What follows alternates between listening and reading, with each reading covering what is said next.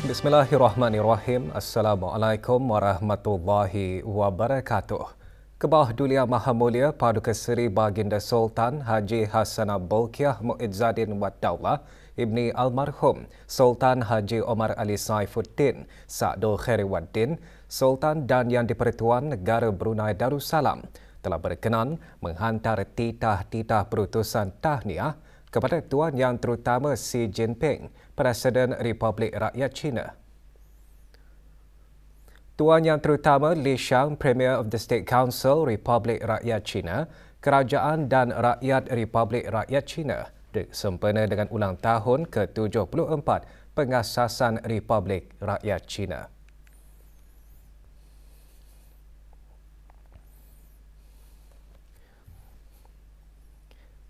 Menghuraikan makna Kanzul Al-Arash sebagai dua patah perkataan iaitu Kanzun dan Al-Arash. Kanzun bermakna harta simpanan atau perbendaharaan, manakala Al-Arash atau Arash bermakna tahta atau singgasana. Perkara tersebut antara intipati tazkirah bertajuk Doa Kanzul Al-Arash yang disampaikan semasa Majlis Perhimpunan Malam Munajat kali ke-105 Anjuran Kementerian Hal Ehwal Agama dengan kerjasama Jabatan Perdana Menteri dan Kementerian Pertahanan lewat petang kemarin.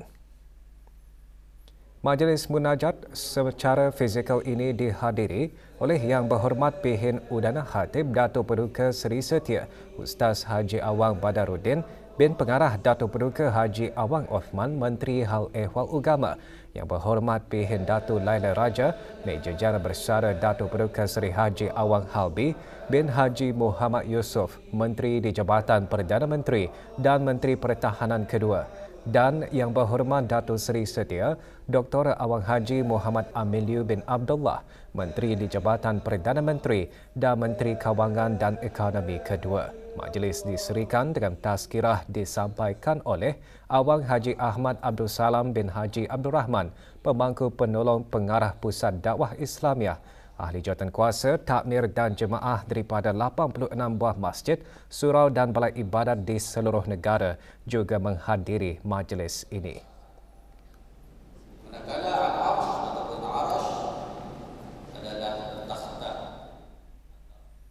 Bersempena sambutan Hari Perkhidmatan Awam ke-30 pada tahun ini, Jabatan Perdana Menteri melalui Jabatan Perkhidmatan Awam mengadakan majlis sembahyang fardu asar berjemaah, membaca surah Yasin serta membaca doa khas secara serentak di ke-44 daerah.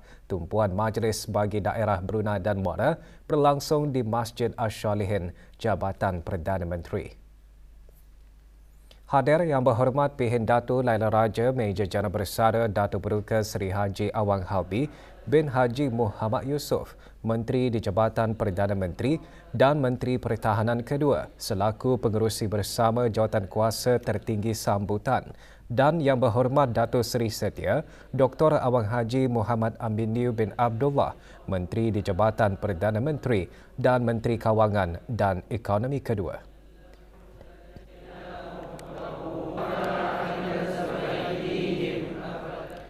Di daerah Blaid, tumpuan majlis di Masjid Rancangan Perumahan Negara Kampung Pandan, Kuala Blaid.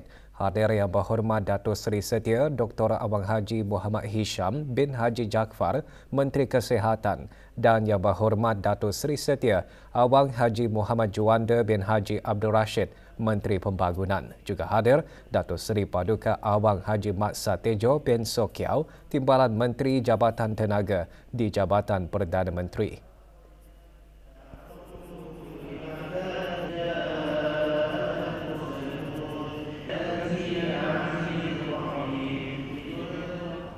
Sementara di daerah Tutong, majlis seumpamanya diadakan di Masjid Pengiran Anak Haji Muhammad Alam, Kampung Sengkarai. Hadir Yang Berhormat Datuk Seri Setia Awang Haji Ahmadin bin Haji Abdul Rahman, Menteri Hal Ehwal Dalam Negeri, dan Yang Berhormat Datuk Seri Setia Awang Haji Nazmi bin Haji Muhammad, Menteri Kebudayaan, Belia dan Sukan.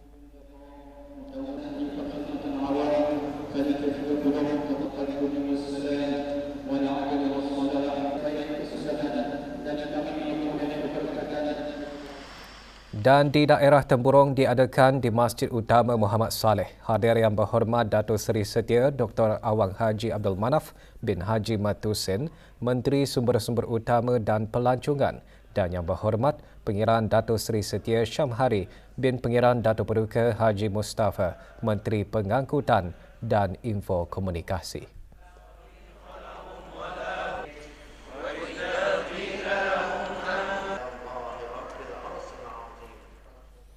Keselamatan pesakit sangat penting dalam sesebuah sistem penjagaan kesihatan dalam memastikan penyampaian penjagaan yang berkualiti dan memberikan hasil yang terbaik kepada pesakit. Justru pentingnya penglibatan pesakit, keluarga dan penjaga dalam meningkatkan keselamatan pesakit. Menurut Menteri Kesihatan, tumpuan juga harus diberikan kepada penambahbaikan sistem penjagaan kesihatan secara menyeluruh dengan mengenal pasti punca bagi sesuatu kejadian yang melibatkan keselamatan pesakit itu berlaku. Yang Berhormat Dato' Seri Setia Dr. Awang Haji Muhammad Hisham bin Haji Jaafar berucap demikian pada pelancaran Majlis Sambutan Hari Keselamatan Pesakit Sedunia 2023 dengan tema penglibatan pesakit untuk keselamatan dan slogan mengutamakan suara pesakit. Majlis diadakan di Hospital Suri Sri Begawan, Kuala Belait. Kesihatan meletakkan keselamatan pesakit sebagai satu keutamaan seperti mana Pelan Strategik Kementerian Kesihatan 2019-2023 di bawah Matlamat Strategik 1 iaitu memperkukuhkan keselamatan dan kualiti penjagaan pesakit. Selaras dengan matlamat ini juga, Kementerian Kesihatan telah pun memperkenalkan pelbagai inisiatif seperti Online Incident Reporting System, International Patient Safety Goals dan beberapa polisi untuk meningkatkan kualiti dan keselamatan pesakit. Menteri Kesihatan juga menyentuh mengenai fall prevention atau pencegahan jatuh. Menurut WHO, jatuh adalah salah satu kejadian yang sering terjadi yang mengakibatkan kecederaan dan membahayakan nyawa. Sehubungan itu, satu dasar pencegahan jatuh telah pun dihasilkan di negara ini dengan penglibatan daripada pelbagai profesional kesihatan. Juga diadakan tayangan video Hari Keselamatan Pesakit Sedunia 2023 dan penyerahan dokumen polisi IPSG 6 Fall Prevention Policy serta pameran sempena Hari Keselamatan Pesakit Sedunia 2023.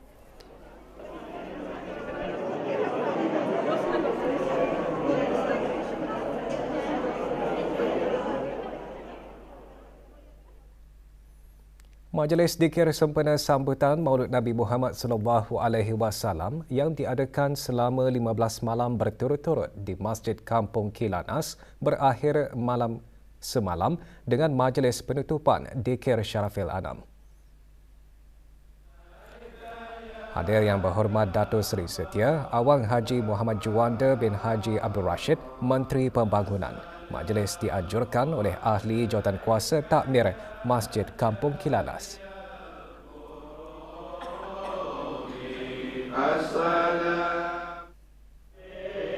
Majlis serupa juga diadakan malam tadi di Masjid Kampung Bengkurung. Majlis anjuran oleh Ahli Jawatankuasa Takmir Masjid Kampung Bengkurung antara lain bertujuan bagi menanam rasa kasih dan cinta kepada junjungan besar Nabi Muhammad sallallahu alaihi wasallam.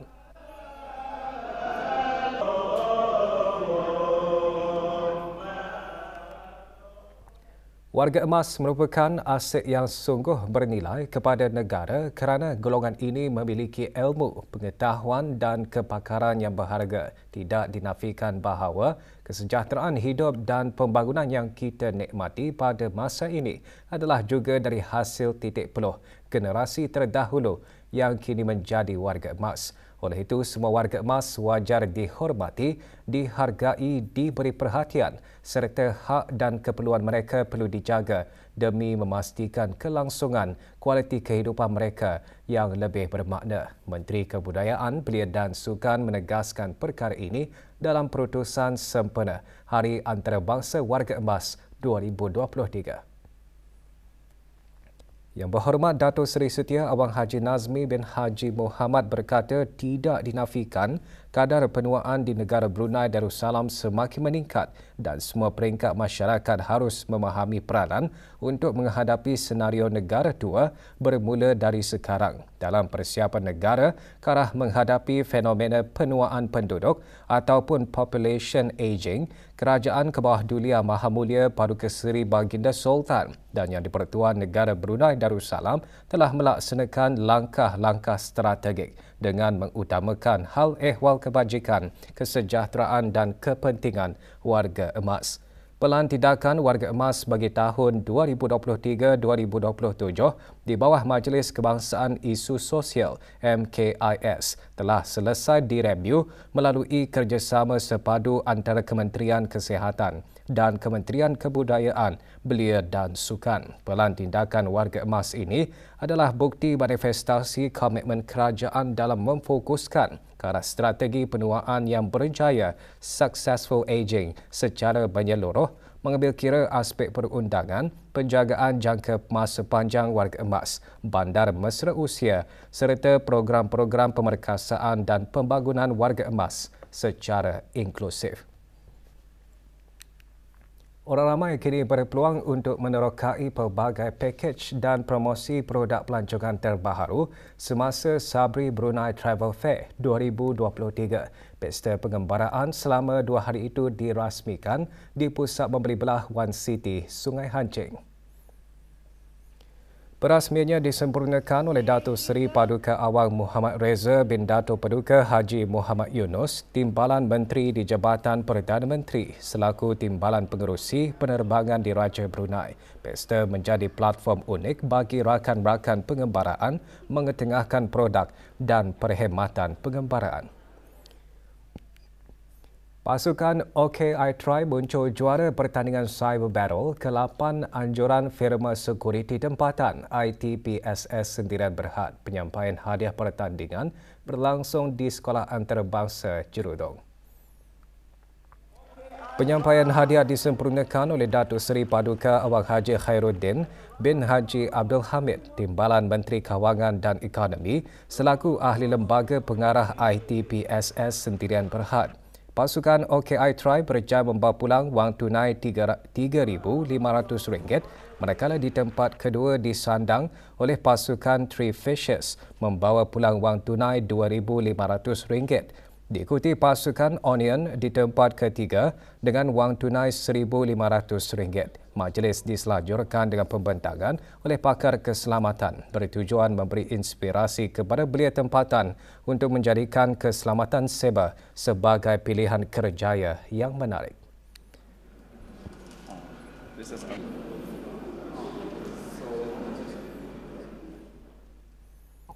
Kegemilangan sesebuah tamadun tidak akan tercapai tanpa sokongan para belia yang mempunyai akhlak yang kokoh dan padu. Justru pembangunan belia Rabbani ialah proses membentuk akhlak belia agar selari dengan kehendak Al-Quran dan Al-Hadis, agar sentiasa tunduk, patuh dan taat kepada perintah Allah SWT. Perkara itu dikongsikan oleh Pengiran Datuk Seri Paduka Haji Muhammad Tashim bin Pengiran Haji Hassan, Timbalan Menteri Hal Ehwal Agama semasa majlis pelancaran program kepimpinan dan pengimarahan masjid bagi mahasiswa dan mahasiswi Kolej Universiti Perguruan Agama Seri Begawan Kupu SB dengan kerjasama Jabatan Hal Ehwal Masjid Kementerian Hal Ehwal Agama. Ketika proses pembangunan belia Rabbani didokong menerusi institusi-institusi pendidikan formal masa kini, peranan masjid juga tidak boleh diketepikan. Fungsi masjid bukan sekadar tempat peribadatan dan aktiviti rohani semata-mata. Sejarah telah membuktikan bahawa masjid adalah pusat pelbagai kegiatan masyarakat dan negara. 246 mahasiswa dan mahasiswi Kupu SB terlibat dalam program tersebut. Program kali ini melibatkan 30 buah masjid di keempat-empat daerah dengan objektifnya menggalakkan belia mendekati masjid dengan menunaikan solat secara berjemaah. Masjid Kampung nampak kiri. Jawatan Kuasa Takmir Masjid Suri Seri Begawan Raja Pengiran Anak Damit Kampung Manggis Madang mengadakan majlis forum perdana Maulidur Rasul sempena sambutan Maulud Nabi Muhammad sallallahu alaihi wasallam. Majlis berlangsung malam tadi di masjid berkenaan. Hadir yang berhormat Pihin Orang Kaya Johan Pahlawan Dato' Seri Setia Awang Haji Adenan, bin Begawan Pihin Siraja Khatib Dato' Seri Setia Haji Muhammad Yusof, Ahli Majlis Mesyuarat Negara, pengisian majlis, sembahyang fardu maghrib berjemaah dan forum perdana. Tema forum sudah dihayati, hidup diberkati. Kami mengulangkan walaupun sunnah Nabi. Walaupun Nabi pernah satu tiga ada sekawan isteri. Ada banyaklah riwayat-riwayat. Pameran Green Horizon Tourism and Sustainable Investment sempena Hari Pelancongan Sedunia mula dibuka sehingga 7 Oktober. Majlis perasmiannya berlangsung di Galeri Kebudayaan dan Pelancongan Kampung Air. Perasmiannya disempurnakan oleh Dayang Hajah Tutiyati binti Haji Abdul Wahab, Setiausaha Tetap Kementerian Sumber-Sumber Utama dan Pelancongan. Tahun ini, pelancongan dan pelaburan hijau merangkumi amalan lestari dalam industri pelancongan. Pameran melibatkan 9 buah agensi, antaranya Taman Ekoponis, Atmosphere BN dan Roda Impian Cruise. Melalui pameran ini, pengunjung dapat menyaksikan usaha inovatif peserta pameran ke arah masa depan pelancongan yang lestari dan hijau.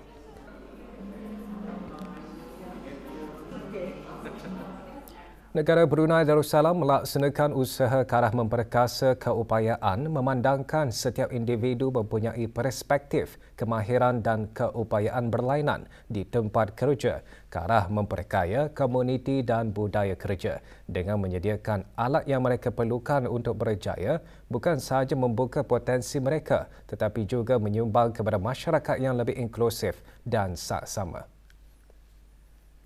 Dr. Siti Nur Khalbi binti Haji Wasafelah Timbalan Setiausaha Tetap Kementerian Kebudayaan Belia dan Sukan berucap demikian semasa majlis graduasi pengambilan kedua Employability dan Pelancaran serta majlis penandatanganan. Dr. Siti Nur Khalbi memuji Brunei LNG kerana mengambil inisiatif untuk menjadi sebahagian daripada usaha itu dan terus bekerjasama dengan Brunei LNG untuk membangunkan strategi seterusnya di bawah pelan tindakan kebangsaan ke atas mereka yang memiliki kebolehan yang berlainan. Juga diadakan tayangan video dan penandatanganan kontrak antara Semata Brunei dan An-Nur Harapan Unitland serta 3 individu yang berlainan kebolehan. Umat Islam dituntut untuk mengikut sunnah Rasulullah sallallahu alaihi wasallam dalam segenap aspek kehidupan. Perkara tersebut antara intipati forum khas anjuran Universiti Islam Sultan Sharif Ali UNISA melalui unit keagamaan dan takmir surau pejabat hal ehwal pelajar. Forum diadakan petang kemarin di UNISA. Hadir Dr. Hajah Lili Suzana binti Haji Syamsu, pemangku Rektor UNISA. Forum bertemakan sunnah dihayati hidup diberkati, antara lain bertujuan memperingati Hari Kelahiran Baginda Rasulullah sallallahu alaihi wasallam di samping mengambil iktibar terhadap jasa-jasa Baginda Rasulullah sallallahu alaihi wasallam sebagai seorang pemimpin dan juga pendidik dalam menyebarkan agama Islam. Banyak berhutang, contoh kereta ataupun rumah